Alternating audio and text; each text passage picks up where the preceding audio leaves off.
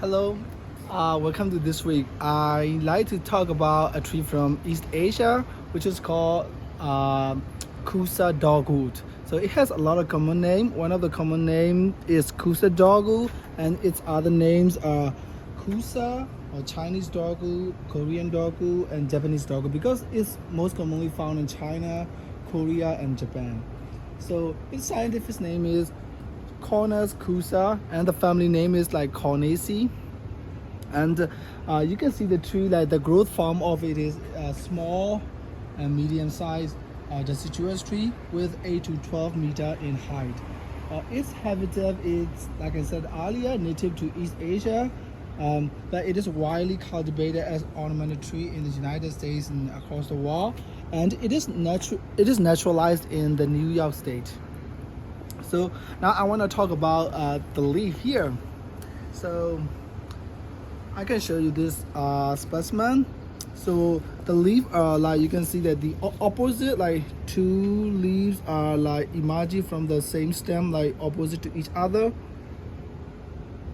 and and they are simple leaves, and like the length is around like 4 to 10 centimeter. So, and also I'll also talk about the twigs. So the twigs are slender with initially same purple or green color, but like later it turned into light brown color. So it is not anymore green, it's like light brown now. And the buds, leaf buds are resemble a cat claw. Flower buds are considered larger and heart-shaped. So these are leaf buds. You can see at the tip that there are leaf buds. So it looks like claw of a cat. But since this is not the flowery season, unfortunately we cannot see the flower and flower buds. And but I want to talk a little bit about the flower here. So the flower, it blooms in the late spring and weeks after the tree leaves are out. So the flowers are obvious when bloomed, but what appear to be 4 white petals are actually 4 spready bracts below the cluster of inconspicuous yellow-green flowers. So what we normally see, the white color is not the flower, it's the bract. So, and we can differentiate like from flowery dogwood by its more upright habit, and flowery about a month later, and the pointed, rather rounded flower bracts. So this is the difference between flowery dogwood and this Kousa dogwood. And the fruit, so I want to talk about this fruit here.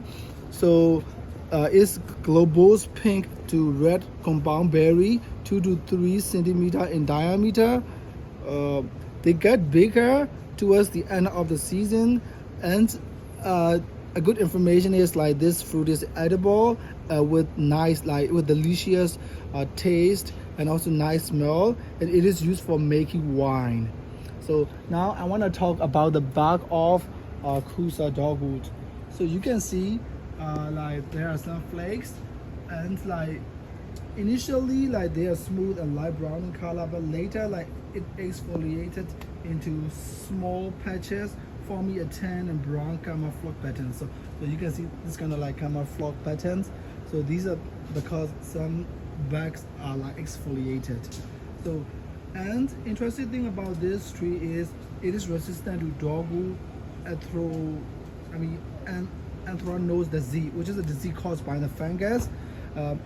In this case, like flowery dogwood cannot withstand this kind of disease. That's why in places where this disease is very outbreak, we normally choose this Kousa dogwood instead of flowery dogwood, because flowery dogwood is not very resistant to this disease. So this is about this week. Thank you.